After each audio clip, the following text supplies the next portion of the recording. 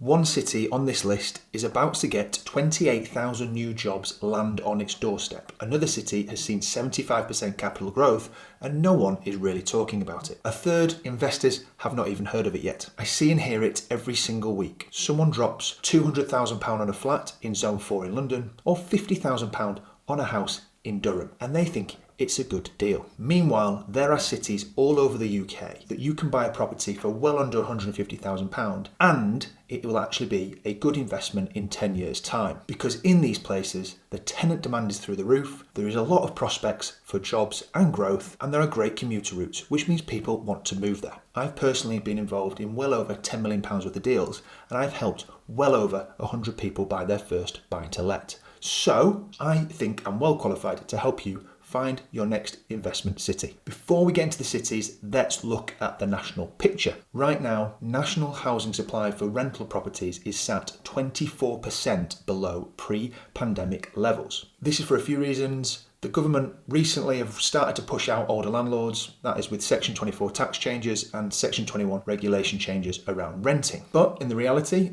undersupply normally means opportunity for others. But here's the reality, undersupply means rising demand, and that tends to mean opportunity for others. Wages and income continues to rise, which also helps drive rents going up as well. So we have a lack of supply, we have a huge demand, we have wages and inflation growing, and rents are rising. It does mean that investing in property is a good time. Now, as a caveat, before someone shouts at me in the comments, this doesn't mean we exploit. It just means commercially we make sure that we offer a good product and we get paid for the good product that we do. There is still a lot of hard work to go in and a lot of risk, which is why you should get paid. Most people choose on where they buy down to familiarity. They buy across the road, round the corner, or wherever they've grown up and they've known. That isn't always the best tact. The best returns in UK property at the moment aren't necessarily going to be on your doorstep, unless you're quite lucky. And people get obsessed with yield, and yield is not a metric you should be looking at when you're investing in property. Not solely anyway. You need to look at it from multiple angles. We want to look at capital growth, which is kind of predicting the future a little bit, but there are certain metrics that we can look at that will help us predict the future. We want deep tenant demand, we want active regeneration, we want high levels of employment and employers in the area, and we want a certain level of affordability. Get those angles right, and we can make property investing work for you. And before I give you my secret sauce and a specific set of criteria that I look at before I invest, can I just ask that you click subscribe below so you will always see these videos come out, and you click like just so this video gets pushed out to as many people as possible. Thank you. So at the moment, I look at a little bit of a sweet spot for my property investing. That is prices between £70,000 and £150,000. Now, those properties might be tired, they might have tenants in, there might be work that needs doing, but the 70,000 sort of sifts out the lower end of the market that I don't want to be near. Anything above 150, once we've revalued it as well, we tend not to get the best rental income, and we just have a bit of a sweet spot between £70,000 and £150,000. That is a framework, it's not a hard and fast rule, but it gives me a good starting spot. I am looking for also then 2 to 3 bed terraced and semi-detached houses. I want properties that are freehold. I do not like flats for lots of reasons. I don't like the service charges, don't like the leasehold. I don't like that there might be 100 flats and you're competing against yourself for capital growth in a specific area. That doesn't mean that flats can't work in certain areas, but for me, I don't look at them. I like 2 to 3 bed properties with some space where we're going to get potentially young families and people that want to live in the area and live in that home for a long period of time. Third, I want to see job creation, I want to see active regeneration, and I like to see some good commuter routes. So I want new stations, new roads, new infrastructure, anything where we're investing heavily into the area where jobs are going to be created. And then I have a little bit of a target, which isn't the be all and end all, but I want my gross yield to be 7% plus. Between 7 and 9% is a sweet spot. If our yield goes too high, it tends to be a poorer and more deprived area. If it goes too low, it tends not to work too well on the numbers, and we tend to be looking maybe in the sort of London, down the south area, and it doesn't always work for me. Now, I'm not saying that you can't invest in anything outside of this, but this is my sweet spot and it is something that works. I have a little guide in a PDF form with these metrics down. If you would like them, comment below and I'll send you the link to download it. So, where are the 5 areas that I would invest now? Let's get into it. Number 1, close to me, Leeds. I live about 15-20 minutes away from Leeds. I spend a lot of time around there. Leeds' sort of average yield is around 9%, which is quite a good starting point, but that's not the reason it stands out. Leeds has the highest wage to living affordability ratio in the UK right now. So what we have in Leeds is lots of companies, places like Channel 4 and Microsoft have got offices in the area, the wages are high, and the living cost is relatively low for what we can get in the area. In Leeds, house prices are around 7 times the average wage. In London, it's around 12, for context. People are moving to Leeds because they can afford to be there. It's also got 3 universities, so people will come to the uni, they'll stay there because there are lots of jobs. They might not have grown up in the area, but they will make Leeds their home, which means they will need houses. There are areas that are up and coming where you might not have moved to a few years ago. My partner owned a house a few years ago that they bought in Beeston in Leeds for 80,000. It's gone up in 5 years to 140,000 pounds. That is a literal case study of something that's happened. A little bit fag packet on the mass, but the capital growth in certain areas is huge. Number 2, probably my favourite because I really like this place, but is Manchester. Manchester, you might have thought, oh, the ship sailed, house prices have boomed there recently and there's been a massive amount of growth. And the entry point to Manchester is a little bit higher, even a little bit higher than my secret sauce metrics that I gave you earlier. However, there is over £10 billion in regeneration happening in Manchester. 32,000 new jobs are likely to come in the next couple of years, and Savills has predicted a 30% price growth over the next 5 years. And I've not seen anywhere with that potential price growth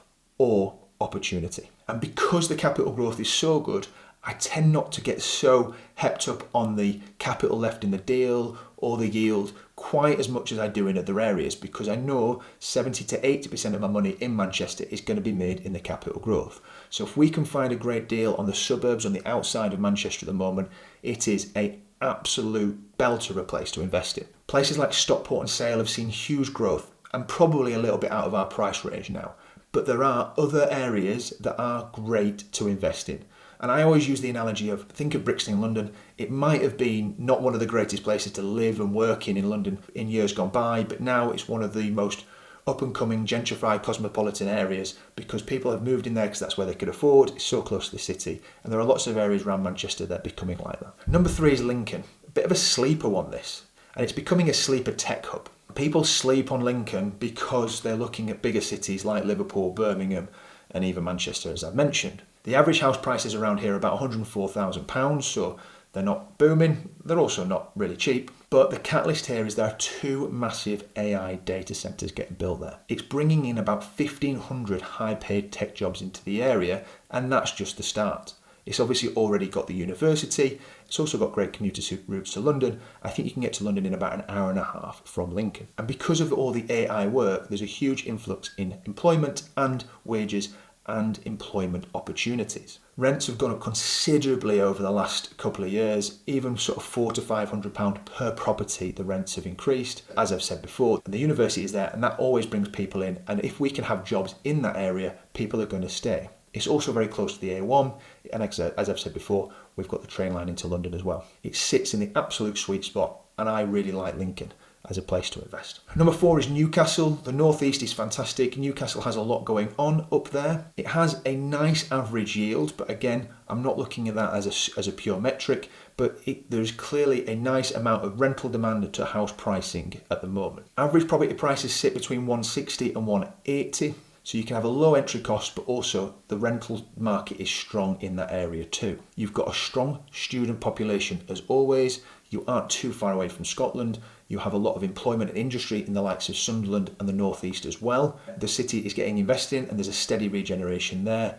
And there isn't loads around and outside of that sort of Newcastle area once you've got into sort of Sunderland and Billingham where the industry is. So people are naturally going to live in Newcastle if you want to go to the northeast and you want employment and job opportunities. So I still think it's relatively undervalued, even though if you said Newcastle, you probably know what it is. I think it is undervalued as an opportunity to invest in. And number 5, a little bit of a wild card this one, but I'm saying Bedford. Now Bedford is the London commuter play. It's not too far away from London. Universal Studios is getting built in Bedford or just outside of. The amount of people that are going to come through that city in the next few years is enormous. You'll have a mixture of cleaners from top dollar technicians that are going to help in that park, work in that park and stay there for a long period of time. You're also going to have a mix of, like I say, tourism. There might even be a serviced accommodation play if you bought a property there now. The opportunity is there to buy now. Buying a few 2-3 bed terraced and semi-detached houses with the potential that is going to be happening there, the potential and the growth in that area because of what is getting built and will get built quickly.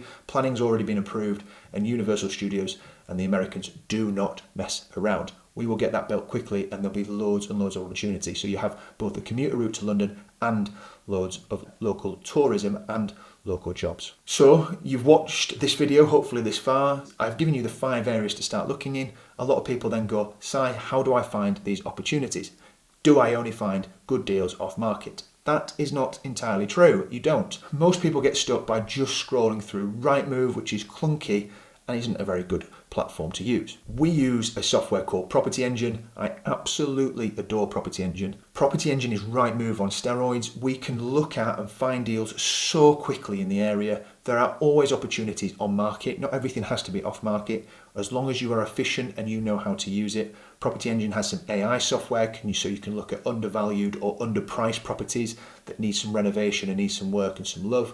Property Engine is absolutely golden. There is a link in the bio below if you want to use Property Engine and get started now. So, Leeds, Manchester, Lincoln, Newcastle, Bedford. This is where I can see some of the gold in property in the next few years. There are real numbers and real cities. And the model and the fundamentals of what I've tried to show you in this video on a very basic level have underpinned the property market for years. If you are sitting on some savings or you are wanting to get in property for the first time, these are the areas that you want to look at. If you're like, oh, I can see where the profit might be here, I can see where I'm going to get some gold, but you don't quite know how to get started, click on the link in the bio and book a call with us and we can help you with it. But if you can follow the data, strong job creation, strong tenant demand, great infrastructure, good entry prices that can get you started for now without a huge amount of capital, you can be a great property investor and change your life over time. The people who regret 2026 are the ones that watch this video and thought, I wish I'd started sooner.